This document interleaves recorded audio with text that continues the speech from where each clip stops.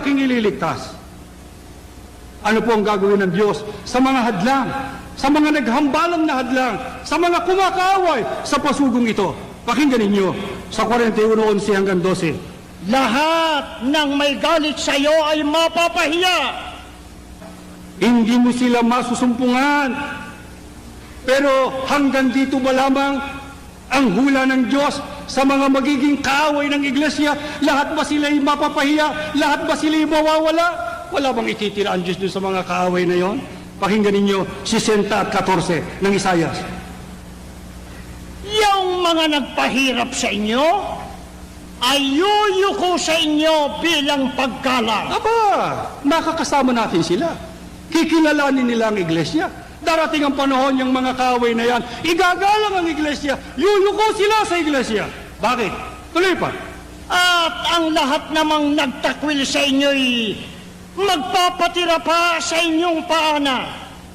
Ika'y tatawaging lungsod ng Panginoon. Siyon, lungsod ng Banal na Israel. Ano po ang ibig sabihin noon? Yung mga nagtakwil sa iyo ay magpapatira pa sa iyong paanan. Ano ho ba ang simulang kalagayan sa lipunan ng gawain ito? Subalit anong itinakda ng Diyos na magiging kalagayan niya sa hinaharap? 60:15. Ikaw noong unay kinamumuhian at di pinapansin. Hindi ba totoo yan? Itanong ninyo sa mga matatandang kapatid. Maski ngayon, sa mga liblib ng mga nayon, sa mga probinsya, sa mga lalawigan, kinamumuhian at hindi pinapansin ng iglesia. Pero ano sabi ng Diyos? Ngunit, mula ngayon, itataas kita at dadakilain. Ano po ang sabi ng Diyos? Saan hanggang pagkamuhi, pagtatakwil ng mga kaaway? Ang sabi ng Diyos, itataas kita at ikaw ay aking padadakilain. Napakalaki ng plano ng Diyos sa iglesyang ito. Ano ho mangyayari yan?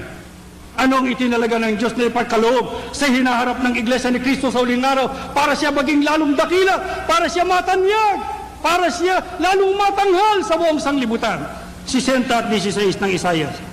Mapapasa iyo ang kayamanan ng ibang mga bansa. Hindi ho ba ang Babylonia ang tinutukoy? Na dati mayaman at hanggang ngayon ay mayaman pa siguro? Pero ang sabi ng Diyos, masasalin sa iyong mga kayamanan yan.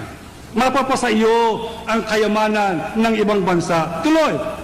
At ang mga hari tutulong sa iyo ng pag-aaruga. Hindi ho ibig sabihin sila ang sasandigan natin. Yung mga pinuno. Pero ang sabi ng Diyos, ang mga pinuno, pababayaan kong tumulong sa iyo.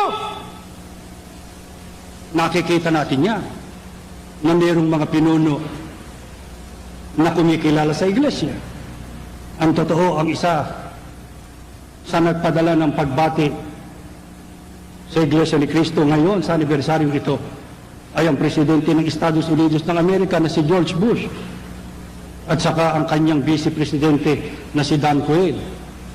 Pero ang sabi ng Diyos, hindi lang kikilalanin. Darating ang panahon, sila'y tutulong sa iyo ng pag-aaruga. Tuloy mo. Basahin mo lang 16. Mapapasa iyong kayamanan ng ibang mga bansa at ang mga hari tutulong sa iyo ng pag-aaruga. At malalaman mo na ako ang Panginoong iyong manunubos at tagapagligtas, ang makapangyarihang Diyos ng Israel. Ito bang iglesyang ito ilalago pa?